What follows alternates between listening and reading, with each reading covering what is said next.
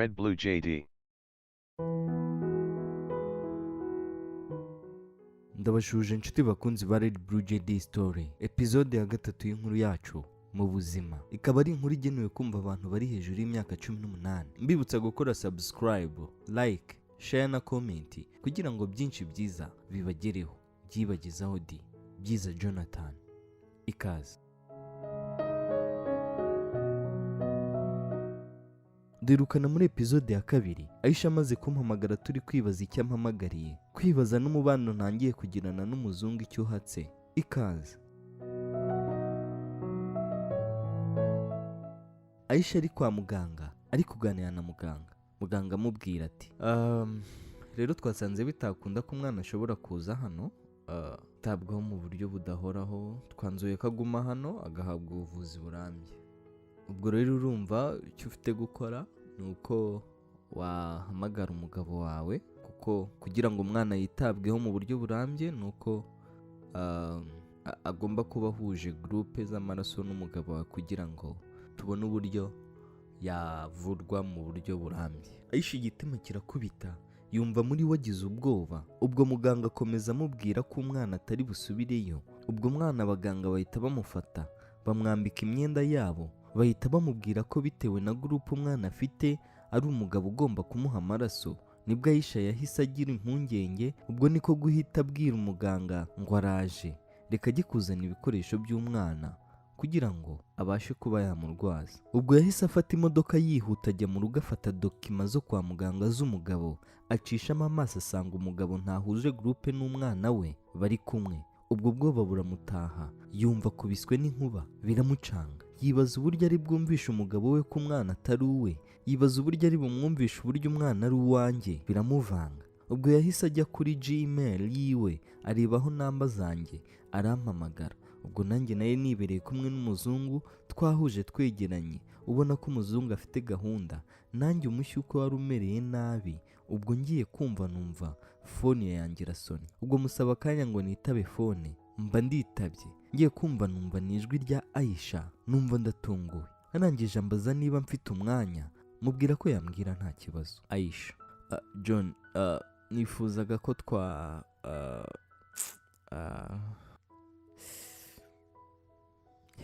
numvisha acecetse umwanya, numvishe ko nkumbuye wenda ashaka ko twongera gukururana. Ubwo nahise niyumvisha ko ashaka kumbuza amahirwe nari mbonye yanjye n'umuzungu. Ubwo nahise mubwira ati njyewe Aisha please reka nta mwanya mfite, nimbona umwanya nzakubwira tuvugana ke. Ubwo Aisha yumvishe isi mwituye hejuru, yumva simwitayeho ngo ambwire uko bimeze, kandi Aisha nawe ntiyifuzaga ko umugabo abimenya kuko byari busenye urugo rwe. Ubwo asubira kwa muganga byamucanze, ibitekerezo byamubanye amagana. Agezeyo bamwereka aho umwana aratangira kuhatunganya, ahashyira ibikenewe byose yari akuye mu rugo. Ubwo niko ari wenyine, umwana nawe ari kurira amerewe nabi rwose. Atangira kwibaza uburyo umwana utari umugabo we agiye kumusenyera. Yibaza hari buhera bisobanura umugabo ko umwana atari uwe, kandi amaherezo nibafata ibizamini by'umugabo ko ari bubimenye rwose nta kabuza. Ubwo Aisha yatangiye kurira n'agahinda kenshi. Nibwo yahise afunga umwuka, ahitamo kwicira umwana aho kugira ngo ubuzima bwe busenyuke, abura umugabo akunda n'uwo yakabibwiye ari we jyewe ntaho yahera bimbwira.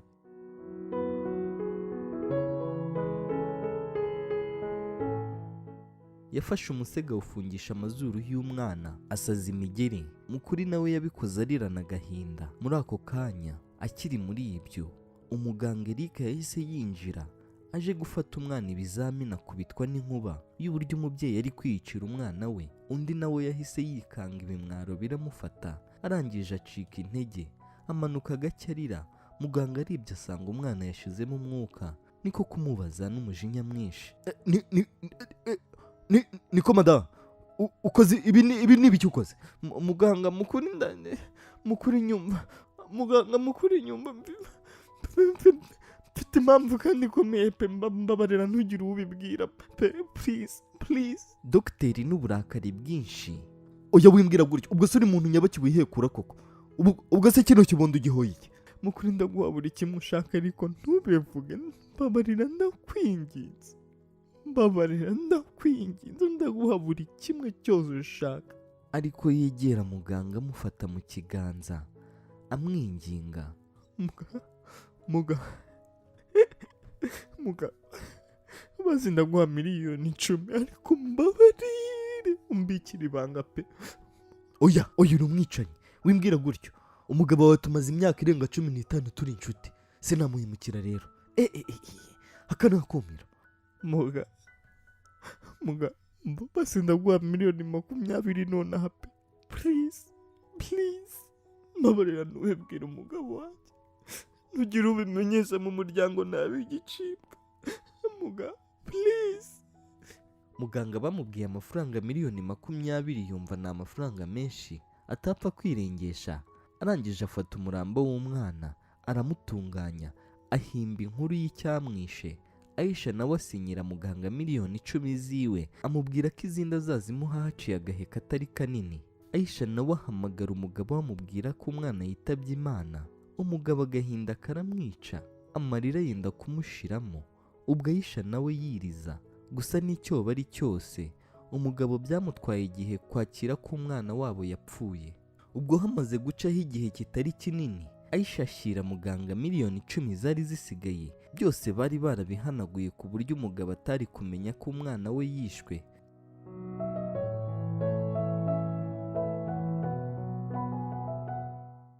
Ubwo nanjye aho nibereye njye n'umuzungu tumeranye neza, twageze aho turakundana. Gusa sinabyizeraga ko ari jye biri kubaho, gusa mu by'ukuri tumeranye neza. Ubwo muri weekend ngiye kubona mbona Ange, umukobwa wa nyirinzu, yinjiye mu nzu iwanjye. Turaganira, ansaba kunkorera amasuku. Mubaza niba iwabo ntabahari, ambwira ko bagiye guhaha. Ubwo arakoropa ibintu abishyira ku murongo neza. Ubwo nanjye nari ndi kureba agafilime muri salo, nawe ari kunzingira imyenda baguye kuri CD iri mu gitabo. Arangije ayishyira muri mashini yari iri ku ruhande. Arebye asanga ni video twifashe ndi gusambana na Aisha kera tukiri kumwe. Akubitwa n'inkuba, niko guhita mpamagarana umujinya, nibaza ikibaye birancanga. Ngeze mu cyumba nyibonye nkubitwa n'inkuba, sinanibukaga niba izo CD zigihari. Ubwo nahise nyizimya, ambaza uwo mukobwa uwo ari we, mubwira ko yari umukobwa twahoze dukundana, Ange. Ariko John, uru ni urukundo nyabaki wakundanye n'uno muntu ku buryo bigera kuri level yuko mwikamera muri gusambana koko? Ange, ntabirenze, byari ibya kera pe, ihangane byumve, kuko ni kera pe, ni kera ntaranagira n'agatekerezo ko kuba namenyana nawe, kandi twarakundanaga. Ange yarabyihoreye yanga kubigira big deal. Ubwo ahita ahaguruka ati nizere ko ari njye jyenyine muri iki gihe. Nanjye ntiyego rwose, ni wowe wenyine. Ubwo yabivugaga ndeba mu maso, ahita anyigera nsundurira ku buriri ati nasashe nabi, mfasha tuhasasure nongere nsase neza, sibyo? Ubwo yahise ankuramo ipantaro y'itiriningi nari nambaye, ahita akuramo na boxer. Nawe yari yambaye igitenge, ahita amanura agakariso. Ubwo barambwiye nti kugira nyereka ko ankunda nta kondom ashaka, ahita ajya hejuru. Inkoresho yanjye nayo ntigitinzamo, yari yafashe umurego aba yicayemo, aranyongera numva ntaye ubwenge. Mu kirabyo cye haranyereraga ku buryo wagira ngo ni isabune bamennyemo. Ngiye gukubita ngo amazi aze, arambuza ati ntashaka ko tuhanduza. Abarambwiye ati ningire vuba atahe, ubu mu rugo bagiye kugaruka. Mbamushyize hasi njya hejuru, ndangije amaguru nyashyira ku ntugu, ubundi ndakubita. Akambwira uburyo ari kuyumvira imbere. Hashize akanya mba ndarangije, aba yambaye agakariso, aba aranyegereye ati ngiye koga njye gushaka ikinini gituma umuntu adasama. Mba ndamubajije ngo kigura ngahe? Nawe ati ningera ndakubwira uko kigura mpite nguhamagara yanyohereze kuri mobile money. Ubwo abaragiye, mba nanjye ngiye muri dushe. Mvuyeyo numva ku gipangu hari imodoka iri kuvuza ihoni. Ngiye kureba nsanga ni wa muzungu.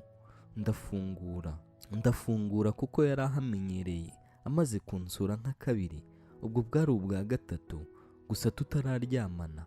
Abarinjiye ambwira ko amfitiye inkuru nziza.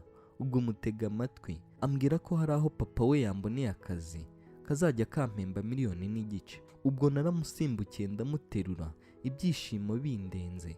Nashidutse namusomye mu buryo nanjye ntari napanze. Mukuri nawe wabonaga ko afite inyota yo kugira umuntu wihagazeho. Ubwo yahise ambwira ko nzajya gusinya contract, ambwira ko ari ugukora ibijyanye no gukora muri chantier ikora ibijyanye n'ingufu z'amashanyarazi. Ambwira ko kandi nyiraho ngaho yizewe, ambwira ko ari umwana papa we yareze. Uwo mwana yaraje kwiga muri Canada, ko yamufashije muri byinshi, ndetse nawe atakanga kumwitura ikintu nk'iki ngiki, kuko uwo mwana yari afite iyo kampani ikora ibijyanye n'amashanyarazi. Ubwo naramushimiye bidasanzwe, mubaza icyo nzamwitura. Mu kunsubiza nsubiza ngo what I only need is your love. Ambwira ko akeneye urukundo rwanjye gusa. Ubwo naramwegereye gato ndamuhobera, ndangije mpita musoma byimbitse. Nawe arankundira aremera atikomeje. Namukuyemo agakote nitonze. Ubwo ariko ari kundeba mu maso, twarasomanye. Nibuka kwigarura ngo ngaragaze ko ndagahungu kitonda ntari igisazi. Ubwo nahise nsa n'ubigabanya, ndangije mpita musaba ko twajya gusangira agacupa tukishimira iterambere angejejeho. Nawe yarabyubashye, turangije turagenda.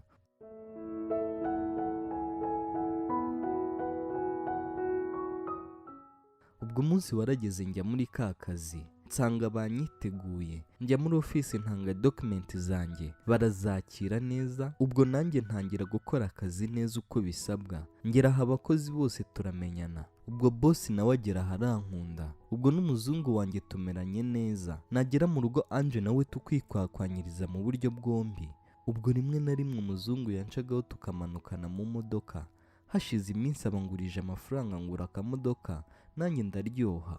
Mukuru umuzungu yarankundaga bya hatari. Ubwo umunsi umwe ndi mu kazi ngiye kubona mbona Aisha anciye impande, ari kugana kuri ofisi y'umuyobozi mukuru wacu.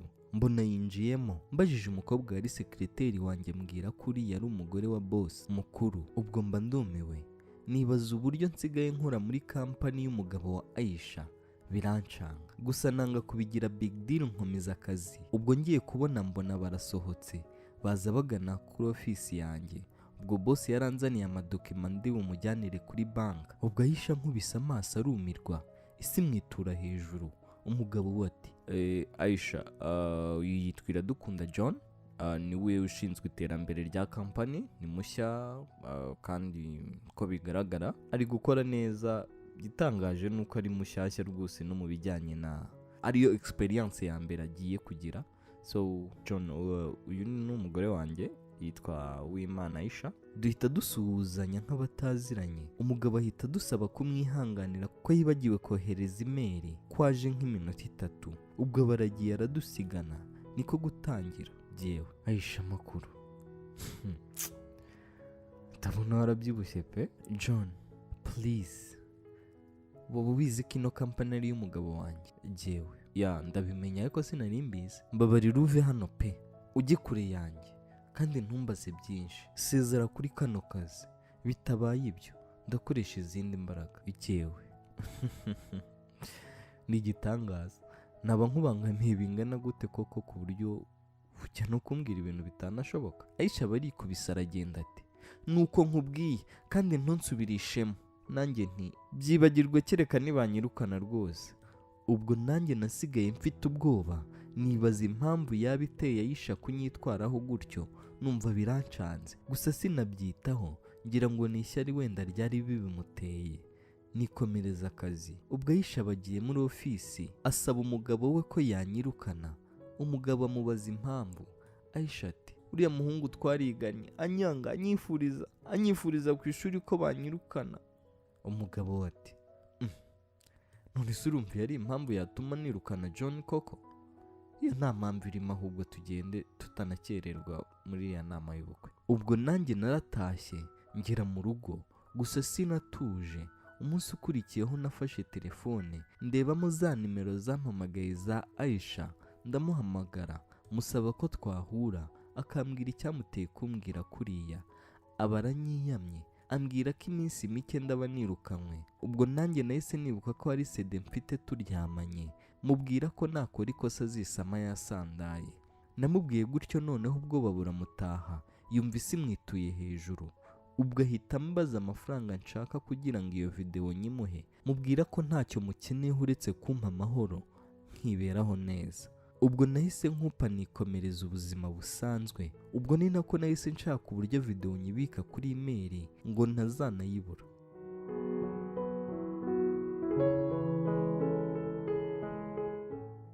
Ubwo hashize igihe Aisha yibereye mu rugo ari kuri mashini yumva phone irasonnye, arebye asanga ni muganga. Aritaba, muganga amusaba ko bahura, hari icyo ashaka kumubwira no kumusaba. Ubwo Aisha igitima cyarateye, ubwo yahise afata imodoka aragenda ahurira na muganga muri hoteli. Ubwo bafata icyumba ngo baganire bisanzuye mu ibanga batuje.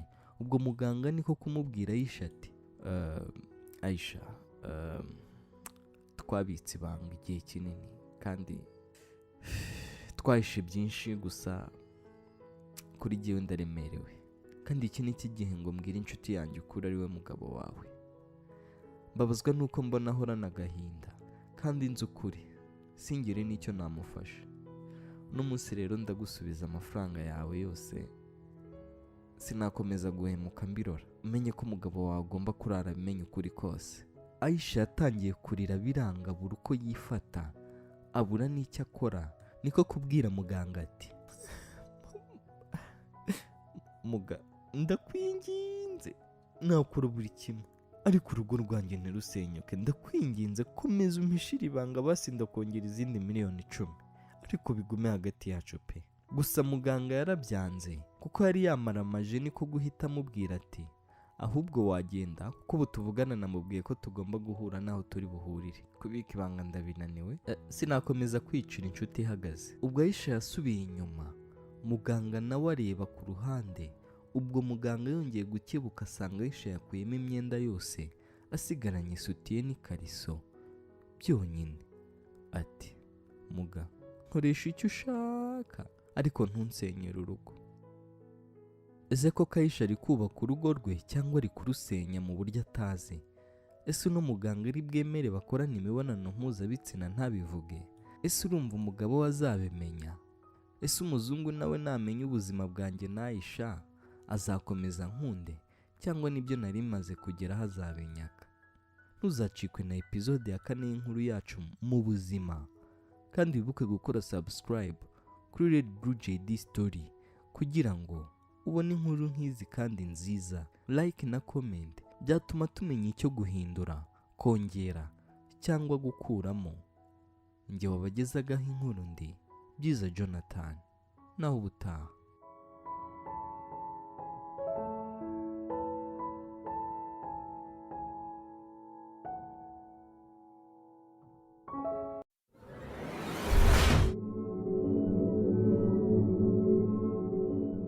Red Blue JD.